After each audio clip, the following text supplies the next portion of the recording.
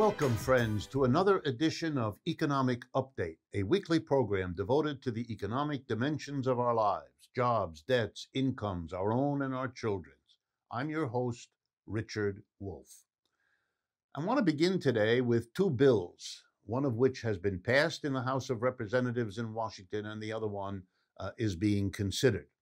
The first one, which is called H.R. 51, if you're interested, was passed by the House shortly, and is only the second time in U.S. history that the House has voted to give statehood to Washington, D.C. So that issue has now come up again, and I want to talk about it because it gives us a window into American politics that we need to think about. First of all, the Republicans are lined up to stop it, and the Democrats may be lined up to pass it, and they have the votes to do so if they will be unified, which is far from clear. Here are the basic arguments. The District of Columbia has a population of 725,000 people. That makes it a more populous place than either the state of Vermont or the state of Wyoming. So in terms of size, it is not going to be, if it becomes a state, the smallest state in the United States, not even close, number one. Number two, it is a question that has long been put forward that the people of that state of that area, District of Columbia, do not have representation in Congress, and that they therefore have taxation, because they have to pay, without representation, which is something we're not supposed to have here in the United States. The Republicans know that, and they also know that they're typically in favor of local rules, state rights, all of the rest of it, and that makes them vulnerable. So they've come up with an alternative to make the District of Columbia part of the state of Maryland. Why is that a proposal of an alternative? Answer: then there's no additional senators and no additional congresspersons, but it's the senators that's key. Because if the District of Columbia becomes a state, it will have the right to elect two senators like every other state in this country. And given the demographics of D.C., it's crystal clear that those two senators will be A, Democrats, and B, Black people. And you can see now why the Republican Party, especially the Republican Party of Donald Trump, is freaked out, to say the least, by this prospect. I want to talk about the larger issue.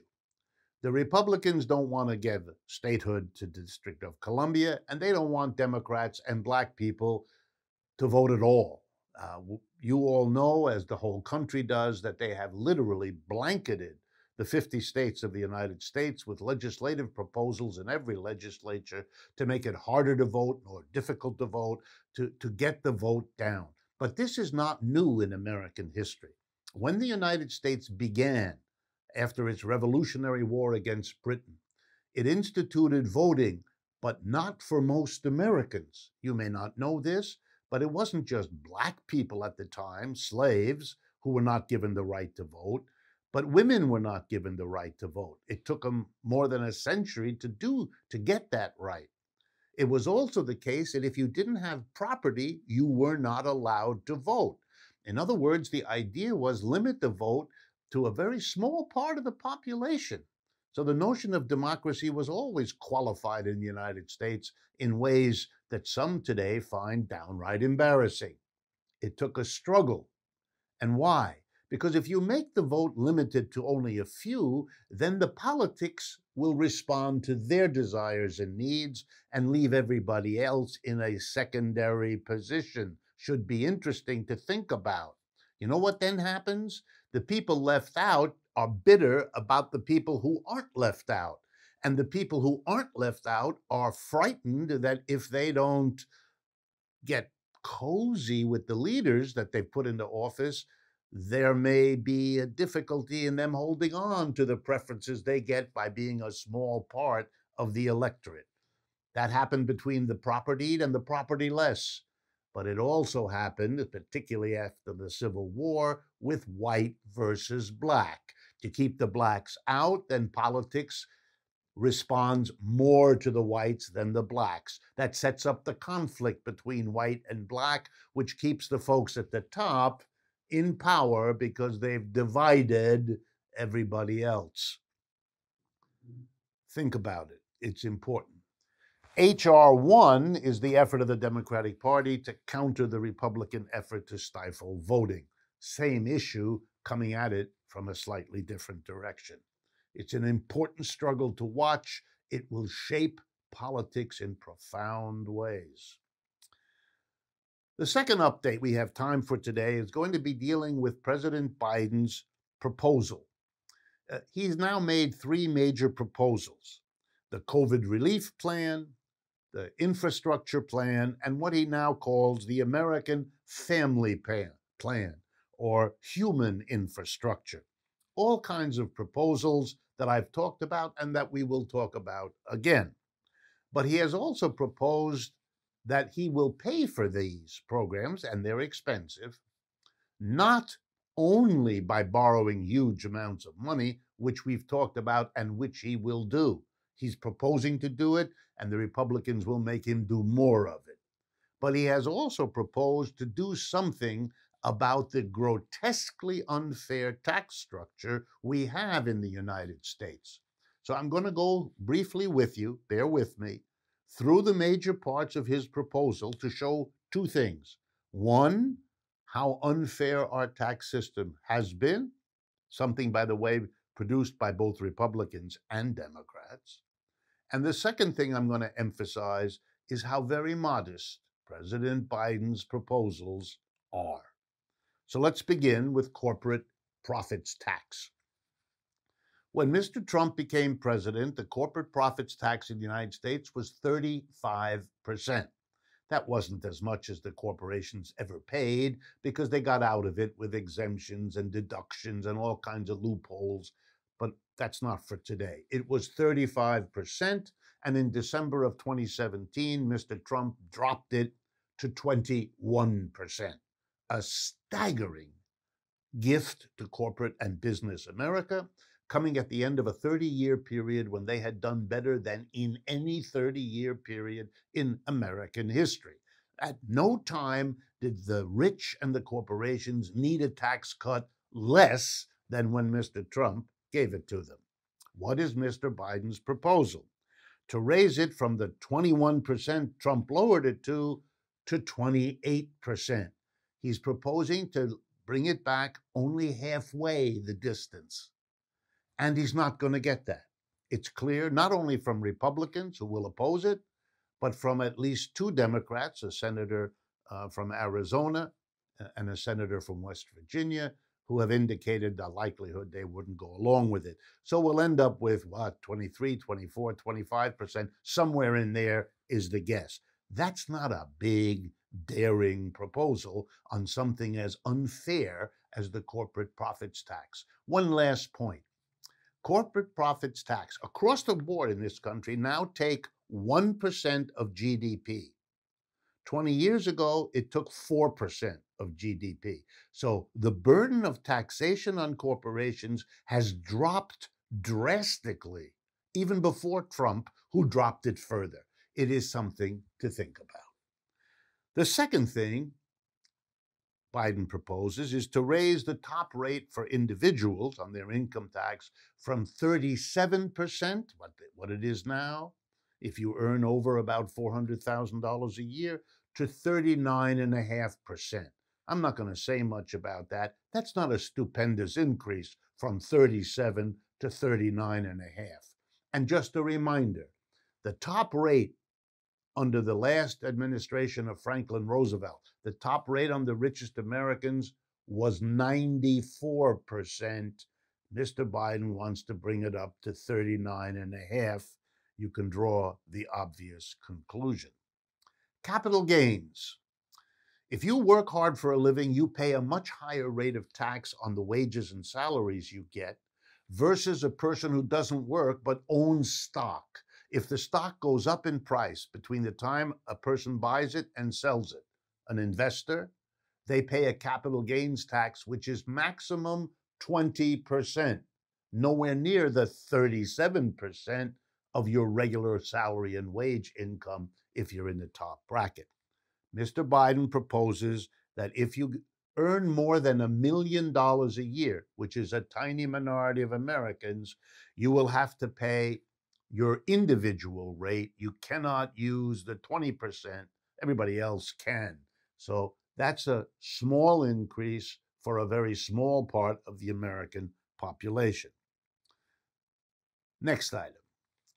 If you die today in America, and you die at a point where stocks you paid $10 for are now worth $100, that's a capital gain of $80 per share. That isn't taxed as part of your inheritance. It's not counted. In other words, when you die, your obligation to pay any tax on your capital gains is zero. It's erased. It's an enormous gift to people leaving wealthy estates to their descendants.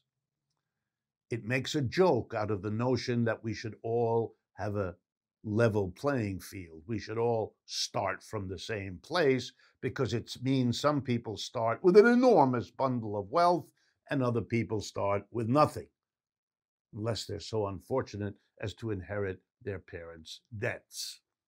So requiring capital gains to be taxed at death is an interesting move. It does affect those at the very top, but given the loopholes that are in the law, the effect will be, how shall I say, modest. And indeed, everything about Mr. Biden's proposal to change the tax structure is modest. It looks good to progressives, and I understand that, because compared to Trump, or compared for that matter to the traditional Republican Party establishment, it is quite something. Way better, no question. But in terms of the longer history of the United States, it is what you would expect.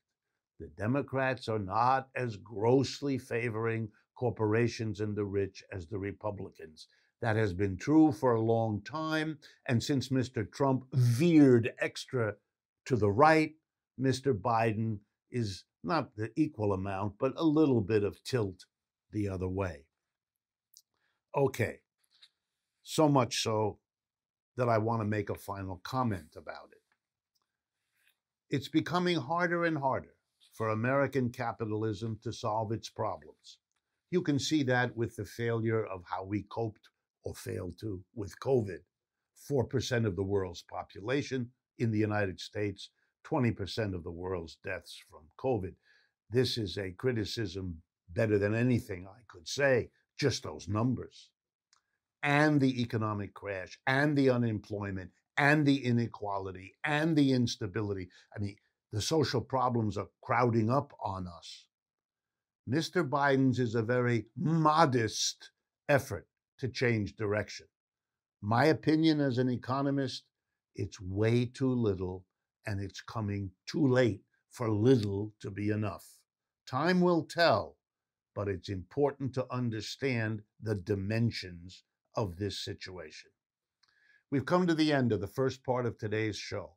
Before we get to the second half, I want to remind you, our new book, The Sickness is the System, When Capitalism Fails to Save Us from Pandemics or Itself, is available at democracyatwork.info/books. And as always, I want to thank our Patreon community for their ongoing invaluable support. If you haven't yet, please go to patreon.com/economic update to learn more about how you can get involved. Please stay with us. We'll be right back with today's guest, Professor Michael Hillard.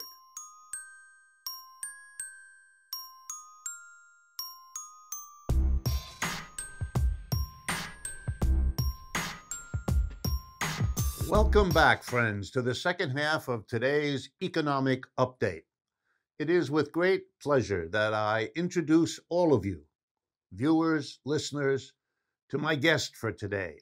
He's Professor Michael Hillard, and he's a professor of economics at the University of Southern Maine. His research, which I have followed for years, covers labor relations, working class history, and in general, the political economy of capitalism. He's the author most recently of an important book. It's called Shredding Paper, Labor and the Rise and Fall of Maine's Mighty Paper Industry. It was published in December of 2020 by the Cornell University Press. So first of all, Michael, welcome to Economic Update. It's a pleasure to be with you, Rick. Good. Well, let's talk first about your new book. I know you worked on it for a long time, and I want to introduce it, if I may, briefly, since I know you're modest and you wouldn't want to tout it yourself. This is a very important piece of work, and I want to stress to folks why. You might think, well, it's a particular story of a particular industry in a particular state, and it is all those things. But it's also about what might be called an American tragedy, because it's a tragedy repeated over and over again from one end of this country to the other, as capitalism, the system we live in, promotes and develops an industry that becomes large and important and employs lots of people and builds an entire economy around itself, until some later point when the very small number of people who run that industry decide that they can make more money going somewhere else or doing something else, and then the whole edifice, sometimes built up over many decades, collapses. And it's important to understand this, and what Michael has done, and I should say Professor Hillard, of course, but I've known him all these years. What he has done is given us a really granular analysis of a case study. And that's why it's so important for so many of us. So let me begin, besides congratulating you for it. Tell us, in your view, is it reasonable to look upon, for example, what happened to the car industry in Detroit, or what happened to the glass industry in New York State, or the photography industry in New York State? And I could go on, as everyone listening or watching this program knows.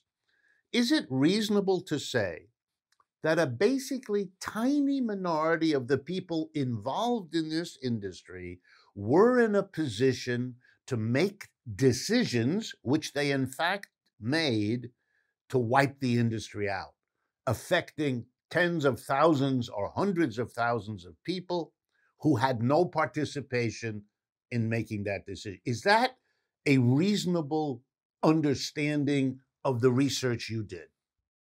Thank you, Rick. I mean, I think you framed it really well.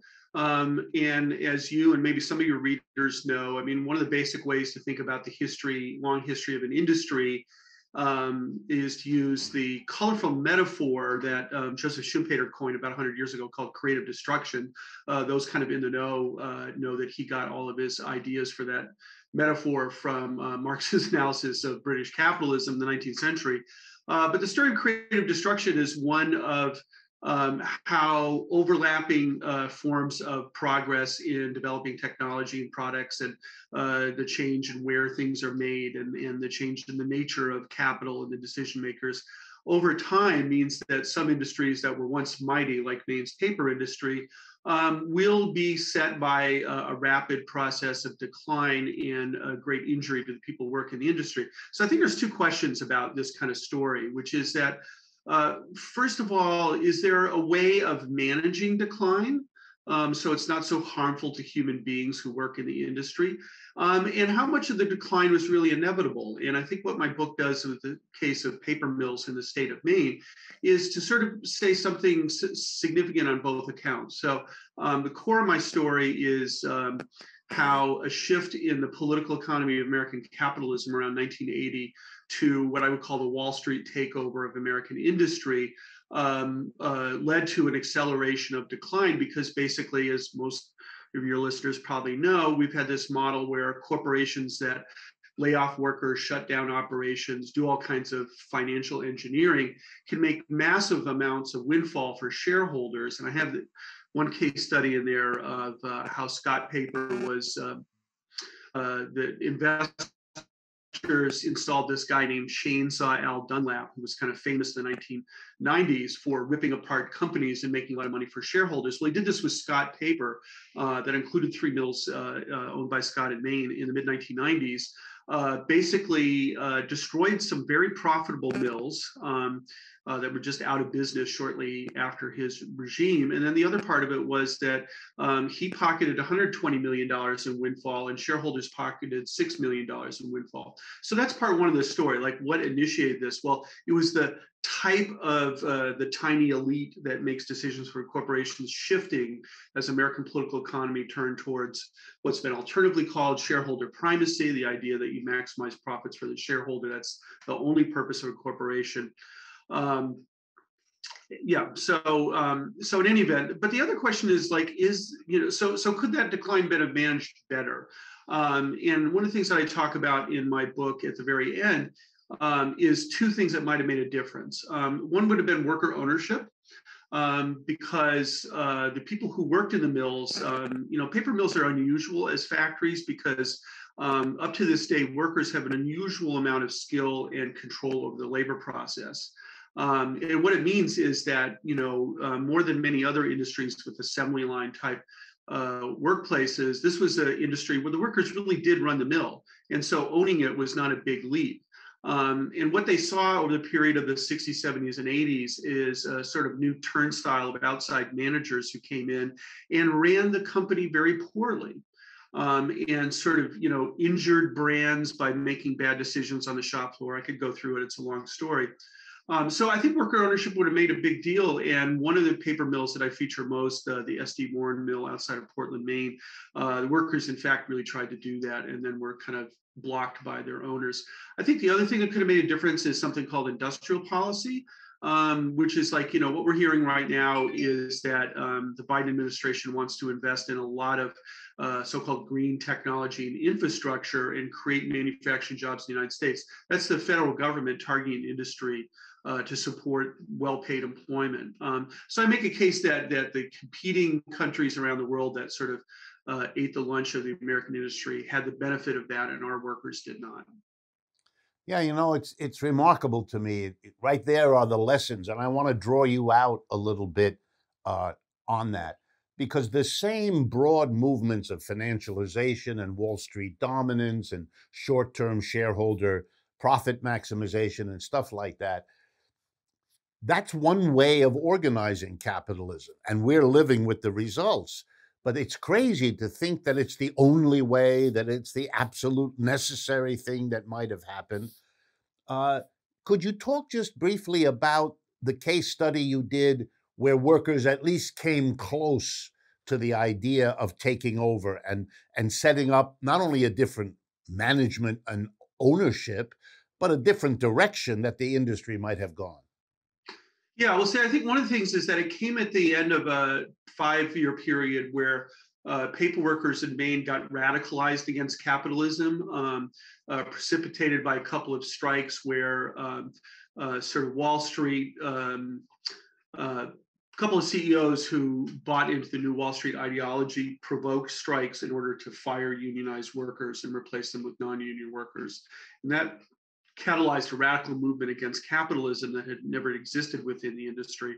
I point to a very signature moment in 1987 where Jesse Jackson showed up and gave a speech against capitalism. It was brilliant to about 4,000 workers at a rally during the strike, and that kind of metastasized or spread into a growing sort of stop corporate greed.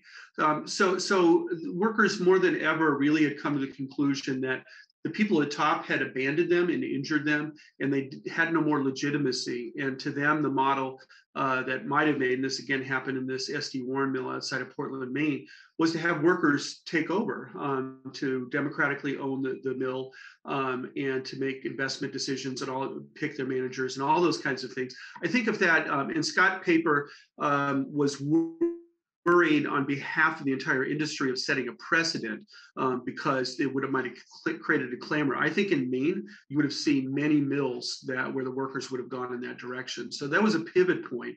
If, it's hard to do counterfactual history, but I feel very confident if they had succeeded, this would have set a model for the rest of the state. And we're talking about 15 or 20 mills that were still in operation then. Was there ever any planning?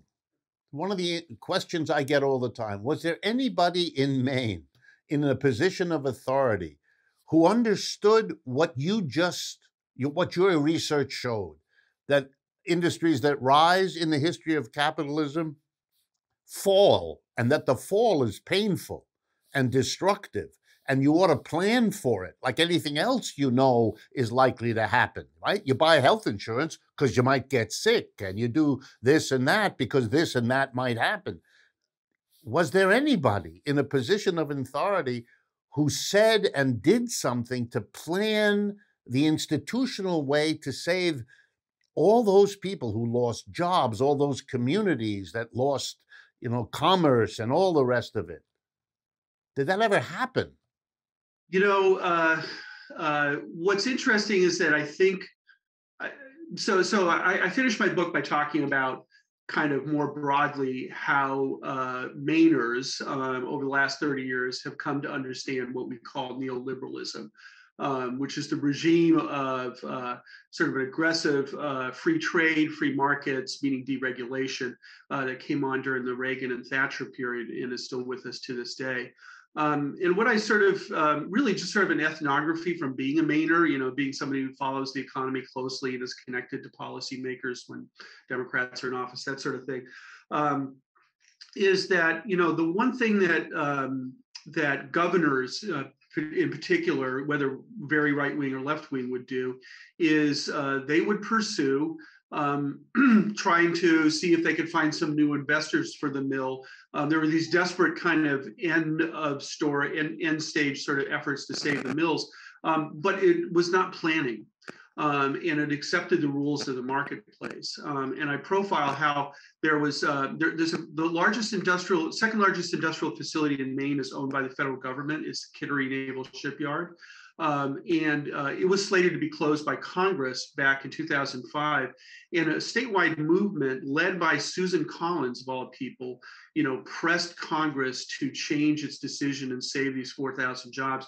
And they've, in fact, added about 1,200 jobs since this happened about a dozen years ago. So I set that as an example of a model that really doesn't exist in any other industry, but could. But it's fair to say that where people now, I think, in the state reject the idea that we should leave the state out of things and that we shouldn't plan for these things, now there's an embrace of it. And I think it's seen in the national politics that we have now that rejects sort of the free trade, deregulate, leave the market alone model. Michael, we only have 20 seconds, but I want a 20-second nugget from you. Is it reasonable to infer that whereas before in American history, industries left Detroit or Maine or upstate New York or wherever, and that now over the last 10 or 20 years, we're seeing the similar thing only on a national basis with a couple of exceptions of high tech in California and so on, but that basically where Maine went, the whole United States is at risk of going? I would sort of put it this way. I mean, I think this has been a feature of capitalism from the beginning. That's why I made these allusion to thinkers 100, 150 years ago that recognized it. I think really what the contingency is at this point is rather, can we learn from history and can we learn from models in which both at the local level, I think worker ownership is a profound option, and then nationally having some kind of planning and industrial policy. I think maybe the good news is that we're at a point where a lot of the country is open to those ideas, and we just need to continue to have what I hope is a social movement that continues to push this. And one of the things I'm proud about with my book is that the Maine labor movement's reading my book. I think there's a new chapter ahead of us, I think, that I'm a little bit more optimistic about. Wonderful. Michael, I wish we had more time. Thank you so much for your insights, for publishing, for doing that work. And to my entire audience, I think we've learned something, and I think you can think about the impact of it all on your lives.